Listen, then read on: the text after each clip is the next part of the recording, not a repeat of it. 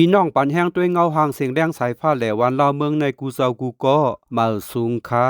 เงาหางเสียงข้าวตั้งมาหบทบพี่น้องใต้เฮาอยู่เซาในเมืองอินเดียในบ่ถึงมาหมาย12ยาวคาไหนเนาหมาย12ไหนติไลหันเงาหางเมื่อแหลเฮินพี่น้องใต้คำตีหลงอันเป็นผู้ใหญ่ก้นหลวงเหตุการณ์ลุ่มเนาน้ำซ้ายในก้อนหนึ่งแหล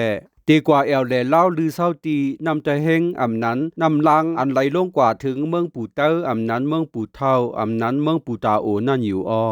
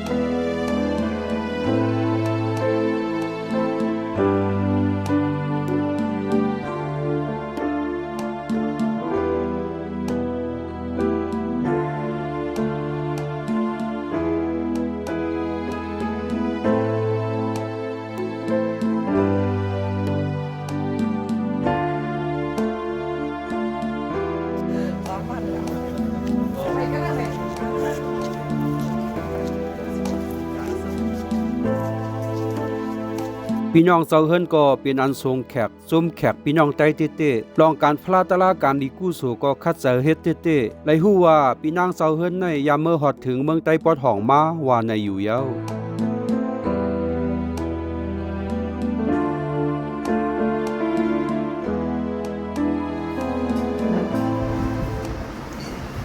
เอาข้ามใต้ร่วงเอาพวงมองเหลียงๆถ้าข้ามความเดียวเจ้านั้นไม่แย่ยังสามไม่ใช่เฮาอย่าเอาข้ามมันทั้งความแผ่ก็มองเหลียงก่อนเนาะมันอย่าใจจอผู้เป้าวนเย่ยังคงตับยังคงซ่าเขาอย่าไต่เมาป้าอันนึงที่มันเกินนึงซ่าให้อุ้ยอุตับยังคงเหมือนซ่ามาวันเมาโอ้หน้าเป็นบ้า2 ปันไม่ขอมาค่ะมาเมื่อเขาออกมาซะอันเขาคนหาก็มีแบบนี้นั่นก็มันเนี่ยใจคือเดียวคนกองที่ไต่ดวงมันเนี่ยอันเขากากลางค่ำน่ะเขากาที่กินหน้ายงกว้างยาวมันจะจังเกี้ยยังใส่ผ่านก็ว่าใจหลังก็ว่าให้มันเนี่ยก็จังมันอยู่สนายนี่มันก็ไต่ดวงซะต้องขี้มซะอุ้มน่ะนั่นเกี้ยเนี่ยแน่เจ้าเข่งของสนายเนี่ยกองอย่างล่าสุดจะว่าแม่มูตัวใจตกใจนั่นเกี้ยมันเนี่ยเดี๋ยวหน่อยต้านเมียแค่พันหมันฉามองสุดตัวไม่ตั้งเอามาฉานั่นเกี้ยมันเนี่ยใจคือเรียงมันเนี่ย secretary อันดาบย่างกงและอันอุ่นเย่มาฉาเด็กไรอุ่นเย่มาฉาเขาอยากไต่แซนวีไต่รวมซะจำเนี่ยที่เขาไต่รวมซะไอ้คนเนี่ยนางหมู่บุกคำก็อยากเป็นไต่มาอันผู้ข้ามเสียไหนเสียงสิงลีเสียงลีแล้วแม่นั่งข้ามหมายพันเทงงูเขาหมดในเต้มูเจเต้เมาใช่ไหมเขาอยากเสียงลี2 ปอถึงแล้วมาบอกนะนั่นแค่มาแต่ชอบเมื่อเพราะน้ำหมูคำนี้จะน้ำหมูข้ามมานั่นแค่ตัดช่วงนี้อันเปล่ามันเชื่อน้ำมือเสียงพลานมันสาพรกเช้ามันสาเมื่อกี้เจ้าเฮือนเนี่ยมันเนี่ยชิดาวิธีน้ำโฉมมาจิ๋วนะน้ำสวนนะมีเอ็นบางอยากน้องปั่นร่าน้ำเพื่อนมันพวกอะไรน้องใจก่อยน้องใจก่อยเงี้ยเนี่ยมันใกล้ตาโนรกันมันได้กอร์สิเนี่ยไอ้มันไม่ใช่ professor ใช่ lecturer ใช่ university ไหม ngay cả cổ kia đấy cổ khai kia bé mấy năm biết แม่งเลย cái mấy business cổ kia đấy mà để teacher ก็มานี่แหละ high school mấy đấy เพราะว่ากับ10กันเย้าพี่น้องเซาเฮิรนเขาเอาตั้งพักรีพักหวานเลี้ยงดูซุ่มเฮาฮาแลเป็นอันกินหวานเต้ๆเฮาพี่น้องเซาเฮิรนเขาตั้งเซงอยู่ลีกินหวานเหตุการณ์ขึ้นอย่างเมื่อสุงเสกรรม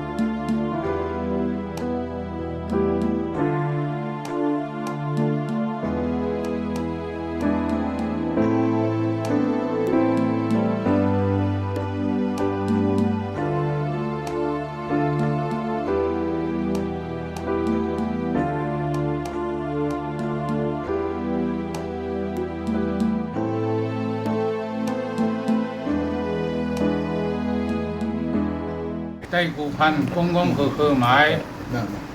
ช่องเฮาเจ้าสองหน่อยจะหานาเรื่องอยากสวยสินาที่หนังโสตั้งรูปตั้งเมืองสนั่นนะพงพี่พงน้องตั้งเมืองดองมังกลาตานีแม่ต้องดองสื่อดองพันแม่ต้องผู้กวนเอาหมู่ชุตัวกว้างได้มันไหนนะไม่ใช่มาแล้วพี่น้องเอามาเนี่ยสิทางได้ลงแยกเนี่ยเขาไม่จ้ากะไม่ใช่ว่าในชุดเจ้าเฮ็ดทางนั้นน่ะอยู่ของเรือลงน้ำได้เพิ่นน่ะสิเอามวลพงพลาตราสร้างคาภูมิสราเอามวลเจ้าสิ้นถ้ำลงเจ้าพัววนจอมมันเจ้าช่างมาป้องพามันคือปีหนอเฮามันปั่นยาวได้เพิ่นน่ะสิเอามวลเจ้าสิ้นถ้ำลงเฮาหุ่มจ้างมังจึงสิดอกสิมันได้ผู้สิปัญญาเฮาเลยพยายามยาเอาไว้สะเฮาสิเสมหาติอันตริชันเบิ่งเฮาไกลเฮากลางตั้งอีเช่นเพื่อเต็งดูเต็งออกจากของเรื่องเฮานำเฮาดับลกลางเฮาสุโตมั่งเมียรองภาษาศาสนาหมายก็เฮาจีหึงพงเซอเฮาในเฮ็ดนาเฮ็ดโหอันนั่งเขาเจอไหนละเฮาเจ้าเฮาในปีๆจงอันนั่งไม่เฮ็ดละนั่งอันผู้เฮาไหนผู้ไหวปิ้วไหวชวนทั้งส่งมาไหนสุเจ้าก็เฮาในเกาะปางก้นบ้านก้นเมืองต่างเมืองมันว่าเฮ็ดนาเฮ็ดเนาะเฮาในละปั่นเจนทางเมืองแม่นหาอันกดเฮายังสิดังอันเขาเจ้าไหนสุรังเอาพี่ๆจงก็ตาให้กำลังเละๆไม่เกี่ยร้านเมืองหองผ่านนึกปานแม่เจียวเชื่อถึงก็ตาสิเอาขาต่างดูพี่น้องต่างเมืองสิสุรังให้มันขายาว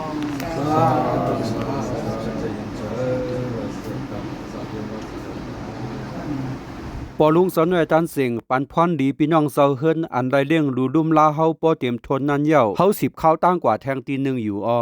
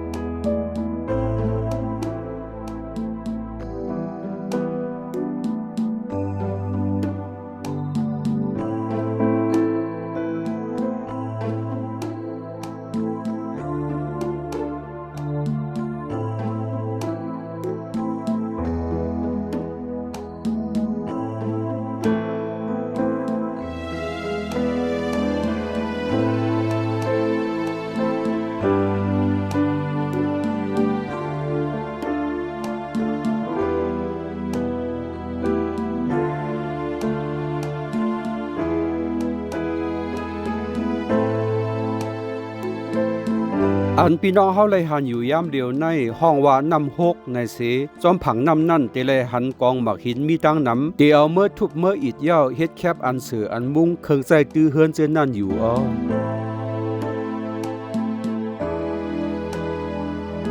ยามเมื่อเหลียวเฮาฮอดมาถึงเวียงเมียวยาวเสดีกว่าแอวแลหรือเศร้าด้วยตั้งหังหลีนำตะเฮงอันไหลลงกว่าสู้เมืองปู่เต้อนั่นอยู่นำตะเฮงไหนพอถึงกว่าตั้งเมืองปู่ใต้เยาไหนที่ห้องว่านำเมืองล้างนำล้างในอยู่เยา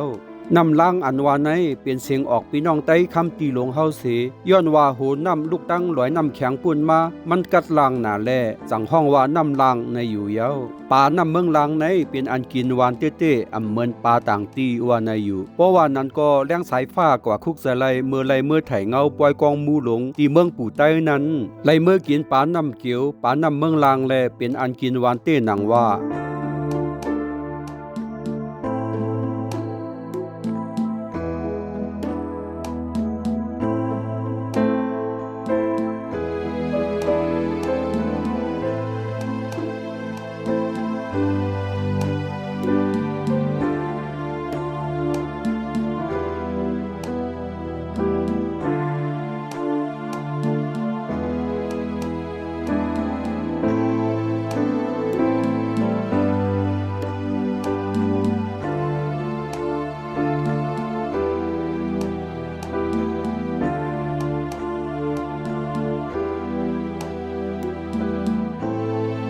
ยามเมื่อเหลียวฮอดมาถึงตีน้ำตะเฮงไหลลงกว่าเป็นน้ำล้างนันยาวค่ะอันฮอดมาเพียวอยู่ยามเหลียวไหนปอด้วยเพียงดินในโกแก่ไหนเตมีตั้งปอดเสียงห้องวันออกเมืองอินเดียเตมีเสียงห้องเมืองโฮมตุมเสลอยลงตัดเขียนไว้แลนดิน2เมืองอยู่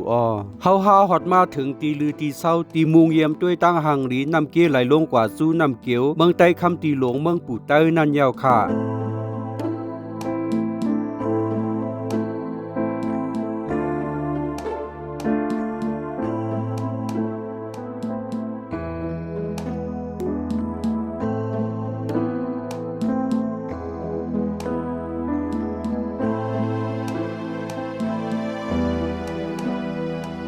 เป็นตีลีเสือเสือเป็นตีลีกัดเย็นเสือเทวาวายเอา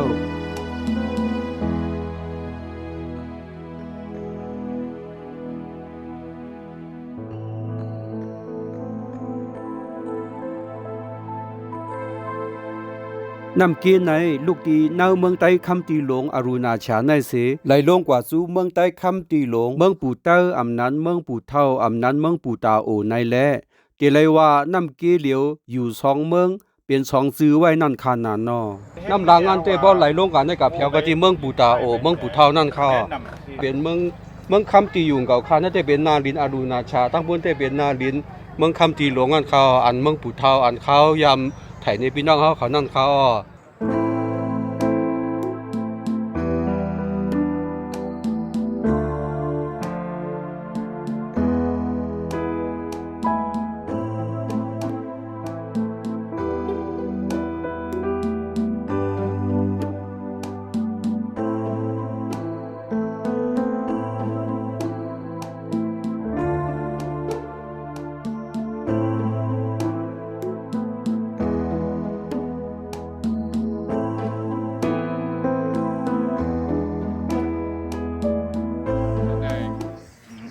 ชรีอรุณาชาหมาย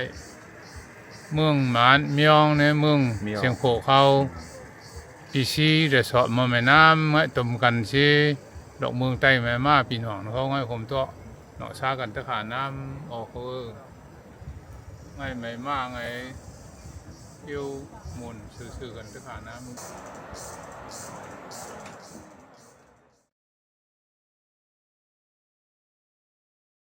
อันไหนนำไหนเกี้ยนำตีเฮงตะขาน้ำดอกเมืองคำตีร่วงไม้ขากัน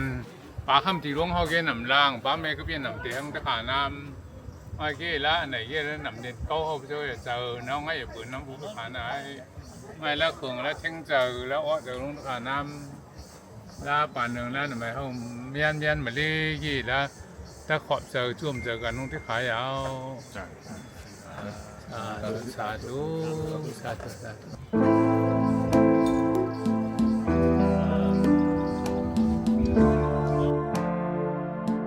ก็เจสุตั้งหลายเขาตุขาพงนกอ่อนเฮาน่ะเฮาผู้เฒ่ามีเกตด้วยก็สิไม่มามาเลยตะขานำนกอ่อนปากคาก็ไหนก็จำเสียวหน่อยเป็นที่มางนำชมตะขานำคนเมืองวิเศษและคำที่หลวงเฮาพระเจ้าพันมานำมาในเกียเราเกรงน้ำมันหน่อยตะขานำง่ายเหลืองเกียอันง่ายเฮามาน่ะกำลังเฮาเกียนำเต็งตะขานำดอกมึงคำที่หลวงเข้าหมายปากคาแม่กาเกียนำล่างเฮาตะขานำปาแม่มาเกียเย็นนำเต็งไงตะขานำไม่ในชีละเฮาจะถึงจากรุ่นตะขานำมันนั่นกีละตั้งในกามึงคำที่หลวงเฮาไว้ตะขานำตีในก็ผูกไว้ส่วนเนียงไว้เสเป็นอันห่างหลีกึกตั้งนำเกนำแต่เฮงอำนั้นนำดังนั่นเตๆยาว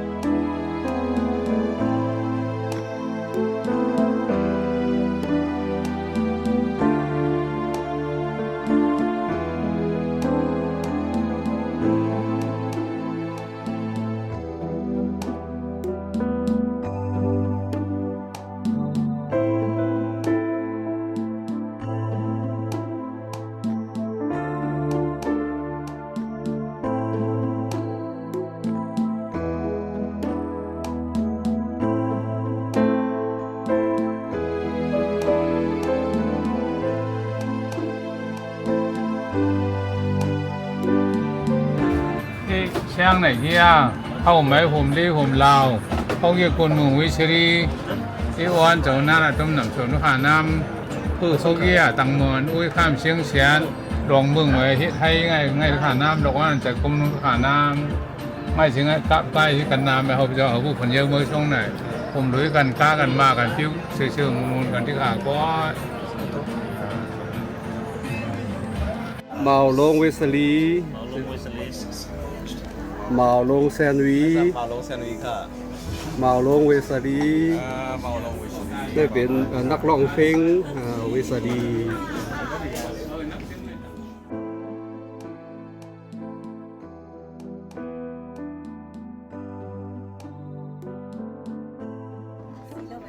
1 2 3 4ออกขาเฮาหาไหลมาแอวแดลาวตีนำเกหังลีซ้อมกันในเป็นอันไลซื้อเสอเตววาเสเป็นที่หมายต้องกึมปุนตาเลี้ยงสายฟ้าเตอำลงลืมไหลสิปอกเยาพี่น้องปันแห้งด้วยเงาหางเสียงในก็เฮาไหลซื้อสายซ้อมเสกรรมเฮาตูเสกะเย็นเสกรรมมาสูงค่า